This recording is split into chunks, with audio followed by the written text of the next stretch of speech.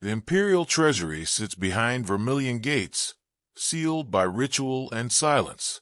Guards stand motionless as clerks move inside, their steps measured, their voices low. Silver bars are counted with care, stamped, wrapped, and prepared for departure. Each piece represents order, authority, and obligation. Yet these bars do not remain within the empire. They are sent away under foreign supervision, their destination already decided. The ritual is Chinese. The control is not. The common belief is familiar and reassuring. Qing China collapsed because it failed to modernize fast enough, because it resisted change, because it could not repel foreign invasion. That story centers on battles lost and technologies missed. It implies a single moment where strength failed, but the contrarian truth is colder and more precise. The empire was bled through obligations it could not escape. Think about that. China was not only defeated on battlefields, it was bound by payments that drained authority year after year. Defeat did not end when the fighting stopped. It was converted into schedules, into accounts, into fixed sums due regardless of harvest, flood, or unrest. These were not symbolic apologies, meant to close a chapter. They were permanent claims on revenue, enforced by powers the Qing court could not challenge. Loss was transformed into a system that renewed itself with every fiscal cycle. The stakes were immense because revenue is the spine of governance. Taxes pay officials. Funds move grain. Silver maintains order across vast distances. When income is committed elsewhere before it enters the treasury, choice disappears. Whoever controls that flow controls what the state can and cannot do. Indemnities did not merely remove money. They removed discretion. This story matters because it shows how defeat can be made ongoing, how a single loss can echo across decades, how power can be exercised not through occupation alone, but through obligation. The empire was not asked to surrender its throne. It was asked to surrender its future income, repeatedly, predictably, and without end. The central question cuts through the familiar narrative of decline. How does an empire govern when a growing share of its income is already promised to others? How does it respond to crisis when resources are spoken for in advance? These questions are not theoretical. They determine whether authority remains functional or becomes ceremonial. Qing China still ruled vast lands and millions of people. Officials still wore silk robes and badges of rank. Edicts were still issued with solemn language. The bureaucracy still stretched from the capital into provinces and counties. On the surface, the empire appeared intact. Ritual continued. Hierarchy remained visible. Continuity reassured the court and the population alike. But behind that ceremony, the state's financial center of gravity was shifting outward. Revenue no longer arrived free for allocation. Portions were already claimed, their destinations fixed by agreements signed under pressure. The treasury became a pass-through rather than a reservoir. Silver entered only to leave again. Imagine the implications of that reality. Relief funds compete with foreign schedules. Military needs wait behind external payments. Reform plans are measured not by necessity, but by what remains after obligations are met. The empire still governs, but always with a clock running and a ledger watching. No announcement marked this change. There was no proclamation declaring diminished sovereignty. The shift occurred quietly, normalized by repetition. Each payment felt manageable on its own. Each deadline passed without collapse. This gradualism was the mechanism's strength. It avoided shock while enforcing compliance. To the outside world, these payments looked orderly, even fair. Agreements were honored. Sums were transferred. Stability appeared maintained. To the empire, they represented a narrowing corridor. Each year, more revenue was fixed. Each year, fewer options remained. The Qing court understood humiliation in diplomatic terms. But this was something different. It was constraint embedded in routine. a form of pressure that did not need constant enforcement because it had been written into the system. The empire complied not because it agreed, but because the cost of refusal was immediate and severe. This is not a story of secret betrayal or hidden corruption. The obligations were known. The agreements were visible. What was underestimated was their cumulative effect. Loss was not absorbed and left behind. It was scheduled to repeat. That repetition hollowed the state from the inside. The empire's sovereignty did not vanish overnight. It eroded through predictability.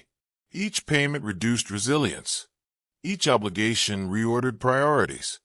Over time, the ability to respond to internal needs weakened, even as the appearance of authority persisted. Once revenue lost its freedom, stability followed it out the door. The empire could, for centuries, Qing China looked unassailable because it was vast beyond comparison. Its population numbered in the hundreds of millions. Its farmland stretched across river valleys that fed the empire with regularity. Rice, wheat, and millet moved from countryside to city through systems refined over generations. This scale created confidence. No external power could easily replace or intimidate a structure this large. The bureaucracy reflected that confidence.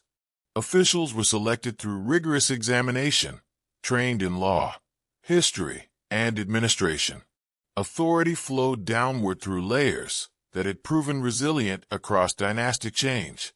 Taxes were assessed, collected, and forwarded with predictable rhythm. Grain moved through canals to buffer famine. Salaries were paid. The system knew how to manage size. Markets thrived in cities and villages alike. Merchants operated within familiar rules. Artisans supplied dense urban centers. Trade networks linked interior regions to coastal hubs, even as foreign commerce was tightly regulated. The empire did not see itself as dependent on outsiders. Foreign trade was permitted, limited, and controlled on imperial terms. This sense of centrality shaped policy. To the court, China remained the axis around which others revolved. Tribute reinforced hierarchy. Ritual reinforced legitimacy. Foreign envoys were received within carefully staged protocols that emphasized continuity and order. The empire did not perceive itself as fragile. It perceived itself as enduring.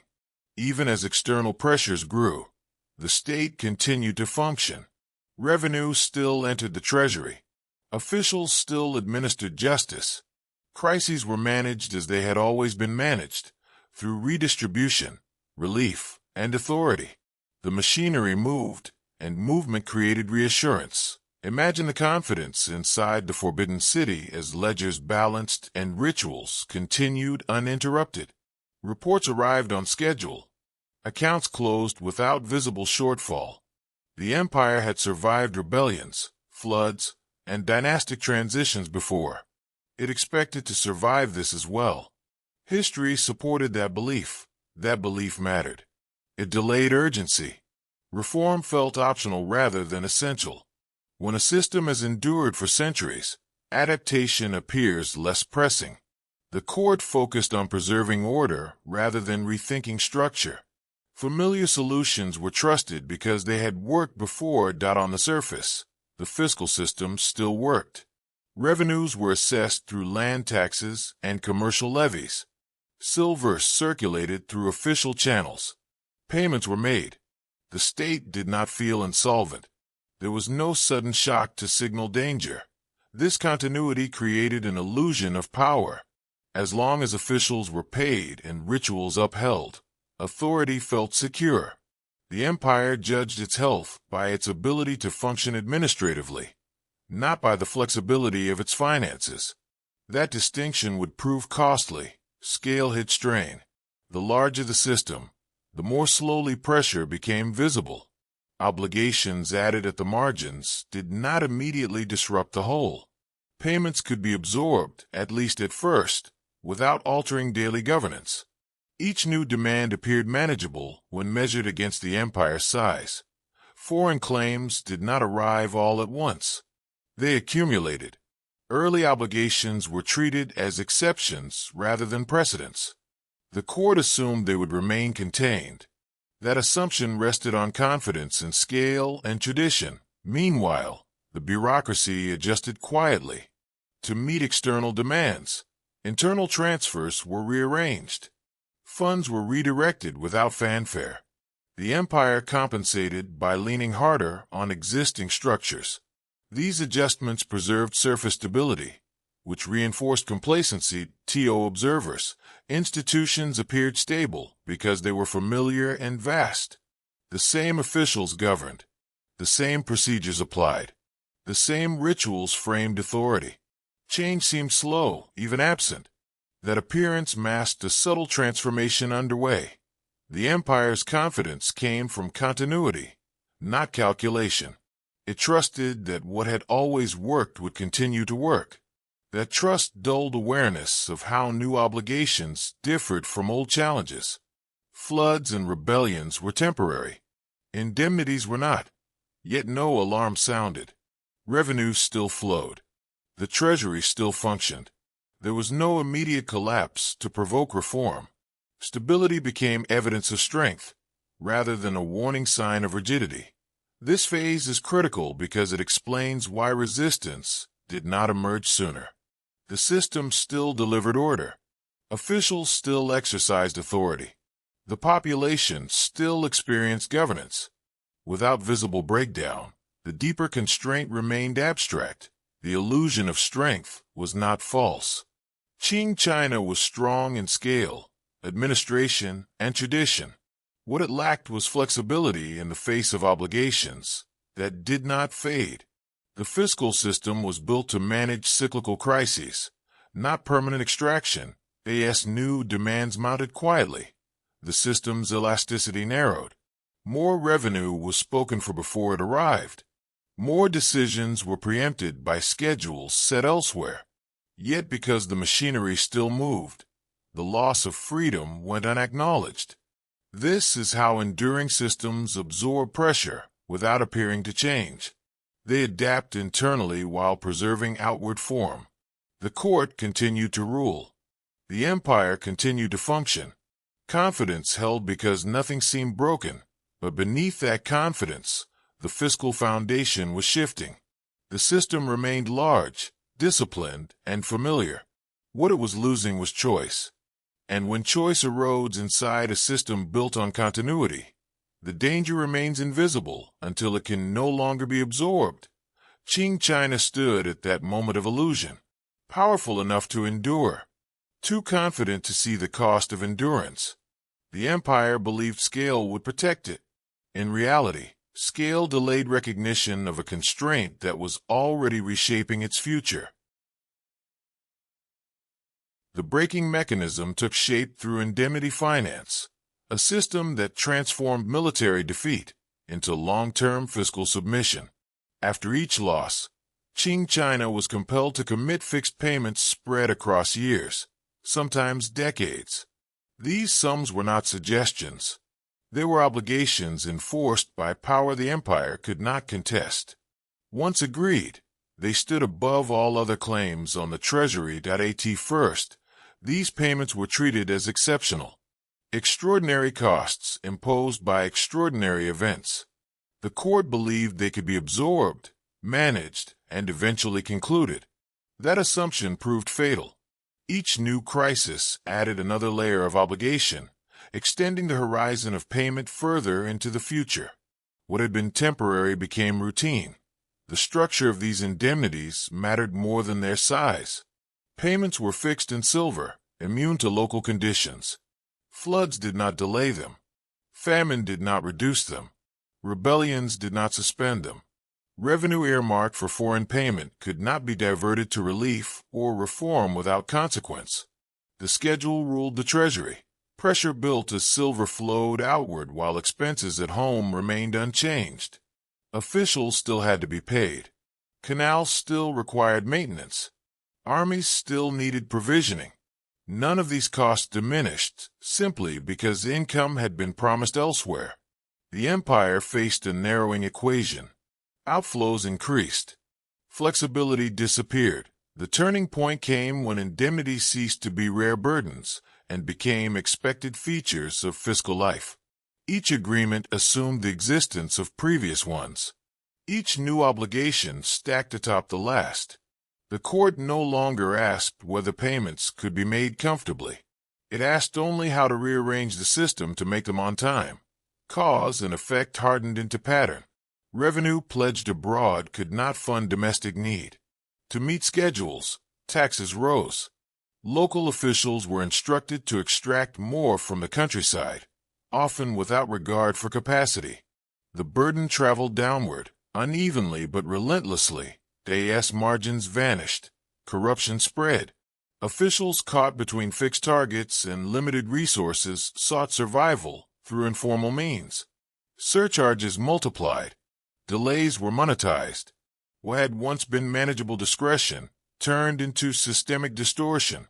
The fiscal chain strained at every link. Ask what happens when a state's income is no longer its own to allocate.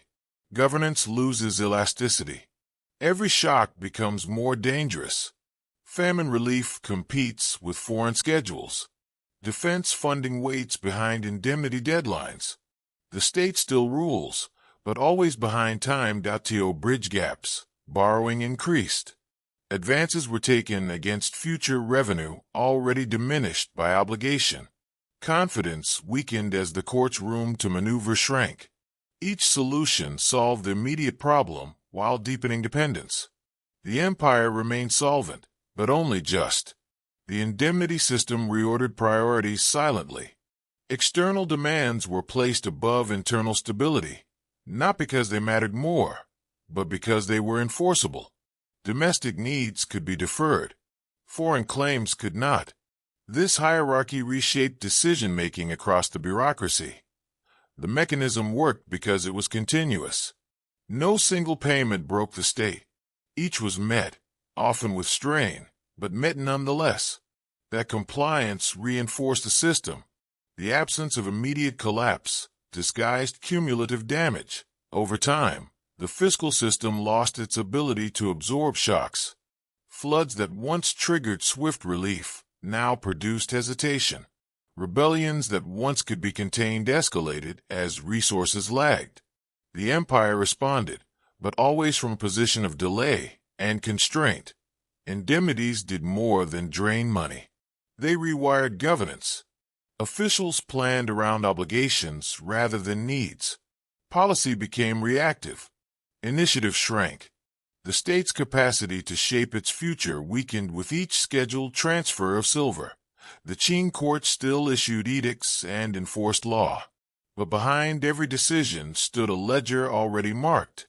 Choices were made in the space that remained, not the space that governance required.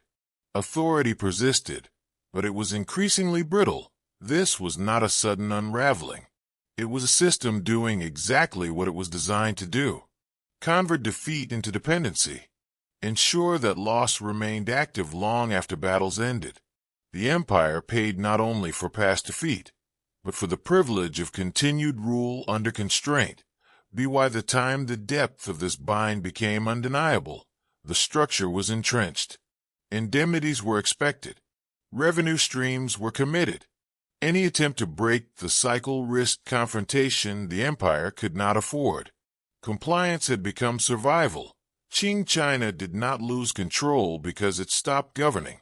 It lost control because governing no longer meant choosing freely. Indemnity finance turned sovereignty into scheduling. And once a state governs on a timetable set elsewhere, its decline no longer needs invasion. It unfolds quietly, payment by payment. The consequences unfolded unevenly, but they never relented. In rural provinces, taxes grew heavier as local officials were pushed to meet fixed targets set far above them. Peasant households felt the strain first. Margins vanished. Bad harvests no longer triggered relief with the speed they once had. The state still ruled, but its capacity to cushion hardship had thinned. Urban centers felt a different pressure. Services faltered as funds were redirected outward. Infrastructure aged without repair. Discontent grew among merchants and workers, who sensed stagnation beneath continued ceremony. The empire looked stable, yet daily life felt increasingly brittle. Authority remained visible, but responsiveness declined. Officials faced impossible choices. They balanced survival against legitimacy, enforcement against mercy. Each decision carried cost. To squeeze harder risked rebellion.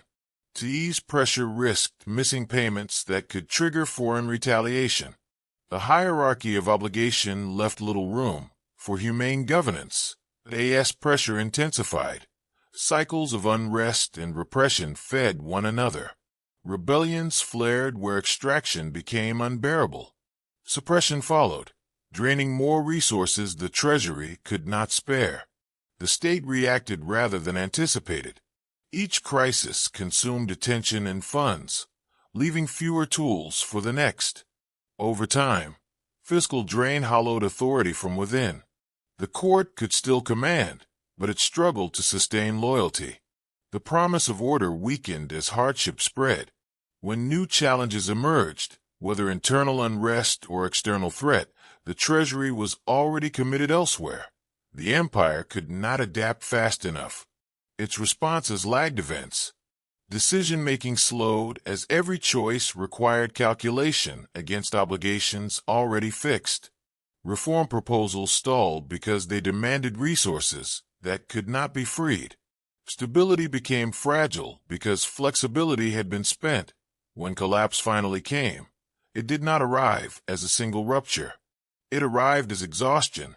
Institutions failed not from absence, but from overload. The state had been stretched too thin for too long. Authority eroded where it could no longer deliver protection or relief. After the fall, the lesson remained etched deeply into modern memory. Financial sovereignty matters as much as territorial control.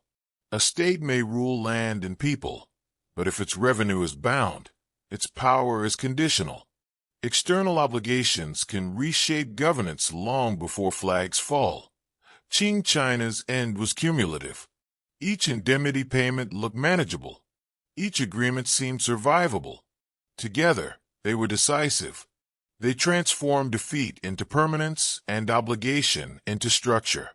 The empire did not collapse because it stopped ruling. It collapsed because it could no longer choose. The modern relevance is subtle but sharp.